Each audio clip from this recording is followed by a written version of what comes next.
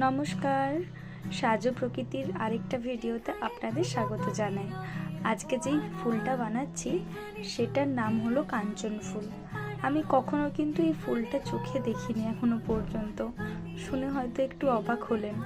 আমি সত্যি এই ফুলটা জানি না কেমন সামনাসামনি দেখতে অরিজিনাল, কিন্তু ইউটিউবে একটা দিদিভাইয়ের ভিডিও দেখে ফুলটা বেশ সুন্দর লেগেছিল আমার।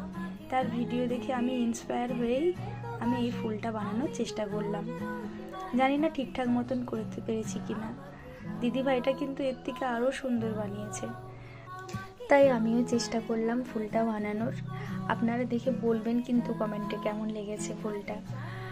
আর ফুলের যেই রেণুগুলো সেইগুলো কিন্তু আমি নিজে থেকেই বানিয়েছি। জানি না ঠিকঠাক মতন রেণুগুলো আনতে পেরেছি কিনা।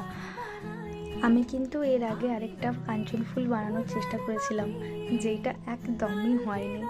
তো দ্বিতীয়বার চেষ্টাতে দেখছি মোটামুটি হয়েছে।